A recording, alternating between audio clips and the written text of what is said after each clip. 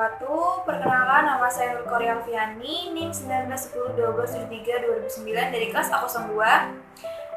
Kami dari kelompok 6 ingin mempresentasikan hasil diskusi dari kelompok kami mengenai layanan pendidikan bagi anak dengan hambatan majemuk. Yang pertama yaitu ada intervensi dini. Intervensi dini adalah layanan pendidikan untuk anak dengan hambatan majemuk yang dilakukan seawal mungkin oleh orang tua atau keluarga dibantu oleh pihak lain. Tujuan dari intervensi dini adalah agar anak dengan hambatan majemuk dilayani secara tepat dan seawal mungkin oleh orang tua atau keluarga yang dibantu oleh pihak lain. Program intervensi dini yaitu yang pertama, konseling keluarga, konsultasi dan demonstrasi, pertemuan orang tua dan keluarga, kemudian workshop, kemudian kampanye kesadaran masyarakat.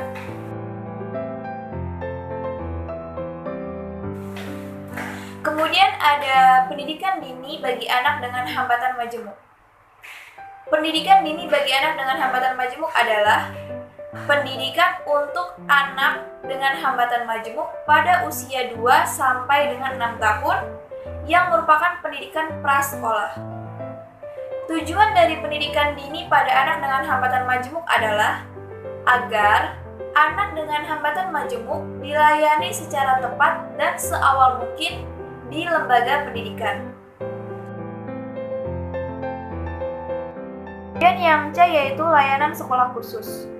Sekolah khusus yaitu sekolah yang didirikan khusus untuk anak dengan hambatan majemuk. Bentuk layanan yang ada di sekolah khusus yaitu yang pertama sekolah rumah sakit, yaitu layanan pendidikan yang ada di rumah sakit. Kemudian yang kedua, sekolah berasrama, yaitu sekolah yang disertai dengan asrama. Kemudian yang ketiga, sekolah khusus harian, yaitu sekolah yang setiap hari pergi ke sekolah dan kemudian pulang kembali ke rumah. Kemudian ada kelas mandiri. Kelas mandiri ini dibangun kelas-kelas khusus untuk anak dengan hambatan majemuk. Kemudian yang kelima ada kelas khusus. Kelas khusus ini adalah kelas yang khusus di dalam sekolah. Assalamualaikum warahmatullahi wabarakatuh. Perkenalkan, nama saya Putri Rahmatika dengan NIM 191012722009. Saya akan mempresentasikan sekolah inklusif.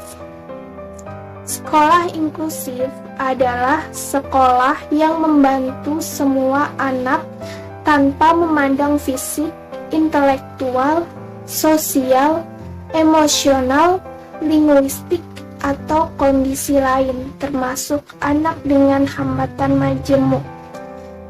Tujuan sekolah inklusif adalah memberikan hak yang sama dengan individu lain untuk mendapatkan pendidikan.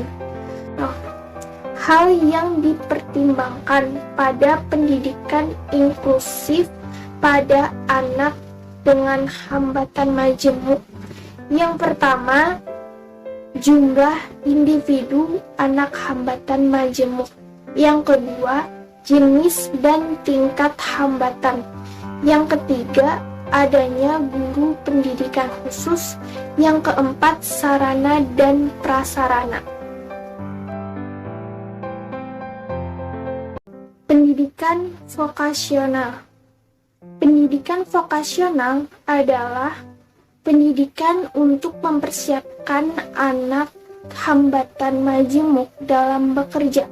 Kemudian dapat disesuaikan dengan potensi dan hambatan atau kebutuhan anak.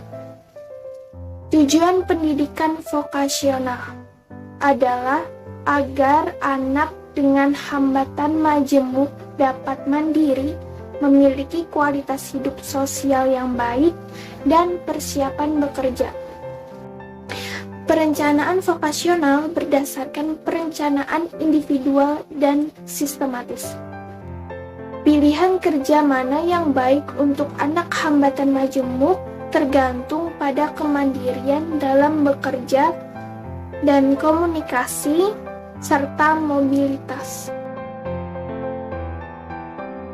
Layanan program transisi.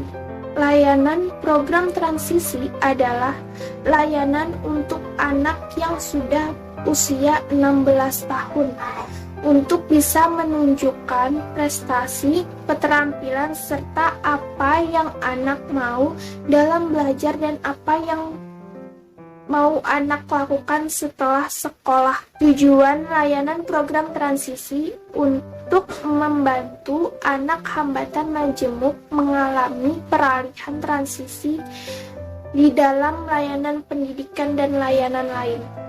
Sebelum dapat layanan transisi, guru melakukan asesmen. Berikut beberapa contoh pertanyaan program transisi. Yang pertama, apa yang dilakukan anak hambatan majemuk jika tidak kerja? Yang kedua, bantuan apa yang dibutuhkan anak hambatan majemuk setelah dewasa?